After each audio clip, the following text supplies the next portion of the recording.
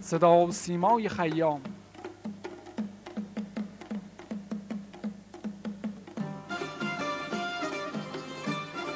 زنده کردن خاطرات با سابقه 50 ساله.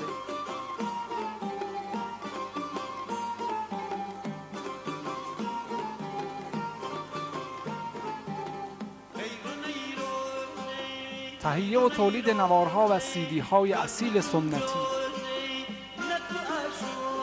فیلمبرداری از مجالس،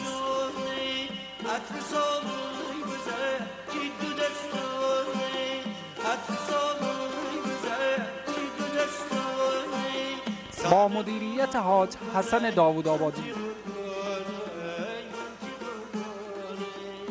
نشانی قم، میدان سعیدی، بولوار امامزاده ابراهیم، نبش کوچه 10.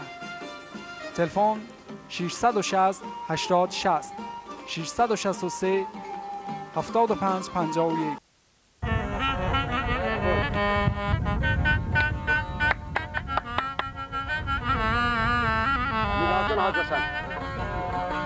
چی میگی؟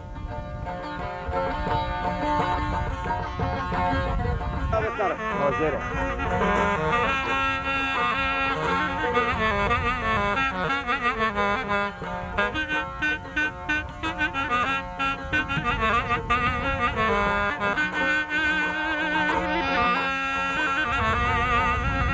یکی از منطقه‌های شیراز هست.